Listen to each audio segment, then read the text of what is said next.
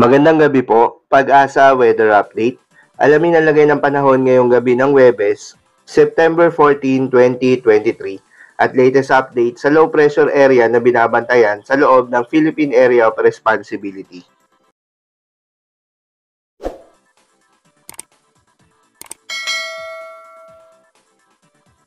Narito ang weather update sa araw ng Huwebes, September 14, 2023.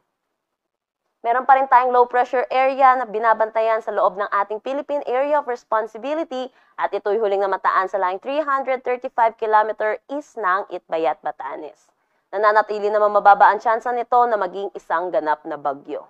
Samantala, southwest monsoon naman natin or hanging habagat ang nakakaapekto dito sa Southern Luzon, Visayas at Mindanao. Kung makikita natin dito sa satellite imagery na malaking bahagi pa rin ng Luzon, Visayas at Mindanao ang makakaranas ng maulap na panahon na may kasamang kalat-kalat na pag-ulan. Dako naman tayo sa magiging panahon natin bukas dito sa Luzon. Asahan natin yung Southern Luzon ay makakaranas pa rin ng maulap na panahon na may kasamang kalat-kalat na pag-ulan, dulot pa rin ng southwest monsoon. Pero naman dito sa Northern Luzon, kasama na dito sa Metro Manila, asahan natin ang generally fair weather na may mga tsansa ng localized thunderstorm sa hapon at sa gabi. Ang temperatura dito sa Metro Manila ay maglalaro between 25 to 32 degrees Celsius, Lawag 25 to 31 degrees Celsius, Baguio 17 to 24 degrees Celsius. Dito sa Tugigaraw 24 to 33, Tagaytay 23 to 29, sa Legazpi 25 to 31. Para naman dito sa Calayan Islands at Puerto Princesa, asahan natin ang 24 to 30 degrees Celsius.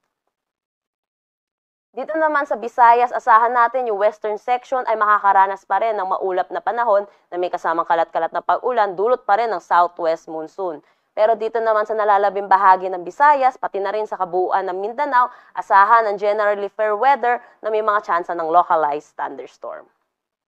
Dito sa Iloilo, maglalaro ang temperatura between 26 to 32 degrees Celsius, Cebu 25 to 32, Tacloban 26 to 32.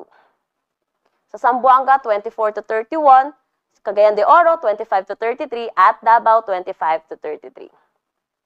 Wala naman tayong nakataas na anumang gale warning sa anumang seaboards ng ating bansa, pero asahan ang mga slight to moderate na pag-alon sa ating karagatan.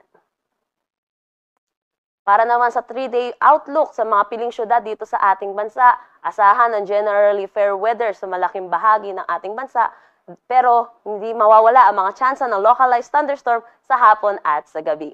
Sa Metro Manila, maglalaro ang temperatura between 25 to 33, Baguio 18 to 24, Legazpi 25 to 33, Metro Cebu 26 to 33, at Metro Davao 25 to 34.